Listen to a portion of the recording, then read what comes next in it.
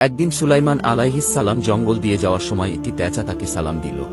সালামের উত্তর দিয়ে তিনি পেঁচাকে জিজ্ঞাসা করলেন, তুমি সবসময় একা একা গম্ভীর হয়ে থাকো কেন? পেঁচা বলল, মরার পর একাই থাকব, তাই একাকী বসে থাকি। এরপর সুলাইমান আলাইহিস সালাম জিজ্ঞাসা করলেন, তুমি শস্যদানা খাও না কেন?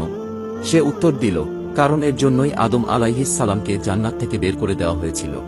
তারপর পেঁচাকে জিজ্ঞাসা করলেন, তুমি পানি পান করো না কেন?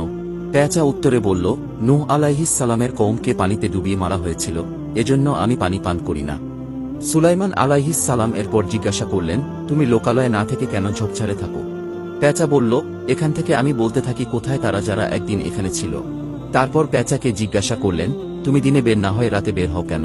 পেঁচা বলল, দিনের বেলা মানুষ জুলুম নির্যাতন করে, তাই রাতে বের হই। সুলাইমান আলাইহিস সালাম বললেন, তুমি যখন ডাকাডাকি করো তখন কি বলো? পেঁচা উত্তরে বলল, আমি তখন বলি, হে মানুষ, আখিরাতের জন্য তৈরি হও।